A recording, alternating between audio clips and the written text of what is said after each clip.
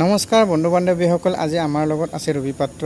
ৰবি পাত্ৰ কেনেকৈ এজন বিবাহিত পুৰুষ এজনে জীৱন ধ্বংস কৰিছিলে, প্ৰেমৰ জালত পেলাই প্ৰেমৰ প্ৰলোভন দি কেনেকৈ ৰবি পাত্ৰক জীৱন ধ্বংস কৰিছিলে, এই সকলোখিনি কথা ৰবি পাত্ৰই আজি আমাৰ কেমেৰাৰ আগত প্ৰকাশ কৰিব। ৰবি পাত্ৰৰ মুখেৰে আপোনালোকে শুনি থাকক। মোৰ মানুহজন এজন বিবাহিত পুৰুষ আছিল আৰু লগতে দুটা সন্তানৰ দেউতাক আছিল। বহুত বাধা দিছিলোঁ তেওঁক মোৰ জীৱনলৈ নাহিবলৈ, কিন্তু তেওঁ মোক বহুতো অজুহাত দেখুৱাইছিল।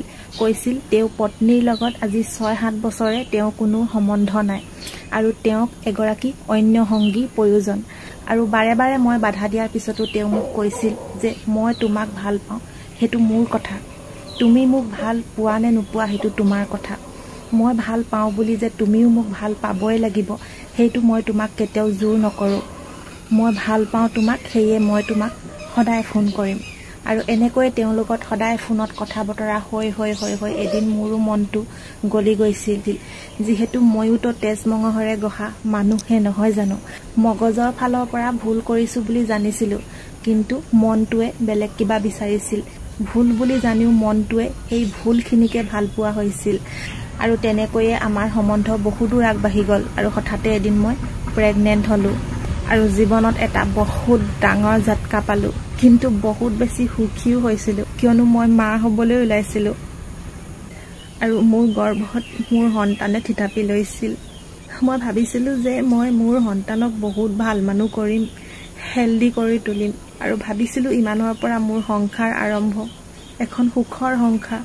মই, মোৰ মানুহজন আৰু মোৰ সন্তান, আমাৰ তিনিওজনৰ মাজত এখন সুখৰ সংসাৰ হ'ব। কিন্তু ভবা নাছিলোঁ যে হঠাতে এজাক ধুমুহা আহি মোৰ সকলো আশা সপোন চুৰমাৰ কৰি ভাঙি লৈ যাব। মোৰ মানুহজনে মোৰ সন্তানটোক পৃথিৱীলৈ আহিবলৈ নিদিলে। বহুত চেষ্টা কৰিছিলোঁ মই তাক বচাবৰ কাৰণে, তেওঁৰ লগত বহুত কাজিয়াও কৰিছিলোঁ, কিন্তু তেওঁ মোক ব্লেকমেইল কৰিব ল'লে। যদি মই মোৰ সন্তানক পৃথিৱীলৈ আনো তেনেহ'লে মোৰ মানুহজনক মই হেৰুৱাই পেলাব লাগিব, মানে মই বিধৱা হ'ব লাগিব। তেওঁ মোক মৰাৰ ভাবুকি দিলে আৰু অৱশেষত মই মোৰ মানুহজনক বচাবৰ কাৰণে মই মোৰ সন্তানক ত্যাগ কৰি দিব লগা হ'ল। যদি কেতিয়াবা কোনোবা এগৰাকী ছোৱালীয়ে এনেকৈ নিজৰ লগত ঘটি থকা ঘটনা অথবা নিজৰ জীৱন কাহিনী যদি এনেকৈ ছ'চিয়েল মিডিয়াত প্ৰকাশ কৰে, তেতিয়া ৰাইজে কি কৰিব, কাক দোষাৰোপ কৰিব জানেনে? সম্পূৰ্ণ ছোৱালীজনীকে দোষাৰোপ কৰিব।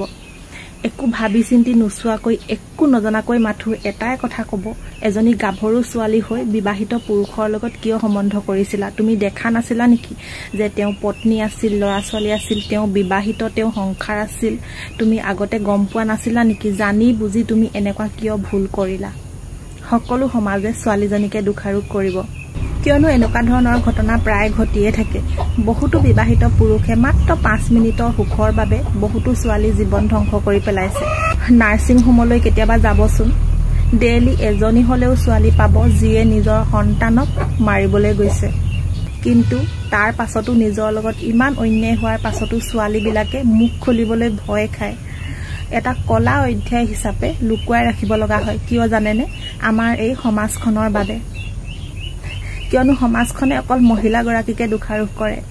তেওঁ যে পুৰুষ, তেওঁ সকলো কৰিব পাৰে, তেওঁ যি কৰিলেও তেওঁৰ গাত একো ভুল নাথাকে। সকলো মহিলাগৰাকীৰ ওপৰতে ভুল থাকে।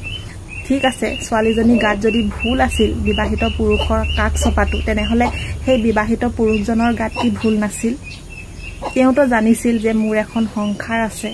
5 মিনিটৰ সুখৰ বাবে এজনী ছোৱালীৰ লগত ফিজিকেল হোৱাটো, তাইৰ দেহটো নষ্ট কৰাটো, আলু পিঁয়াজৰ দৰে কাটি কাটি মোহাৰি সামৰি তেওঁৰ দেহটোৰ লগত খেলা কৰাটো যে ভুল, সেই বিবাহিত পুৰুষজনে জনা নাছিল নেকি?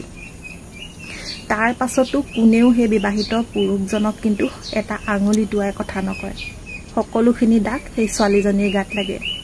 এইখনে হৈ গ'ল আজিৰ দিনৰ আমাৰ সমাজ। সেয়েহে বহুতো ছোৱালীয়ে নিজৰ লগত যিমান ডাঙৰ অন্যায় হ'লেও মুখ বন্ধ কৰি ৰাখিব লগা হয়।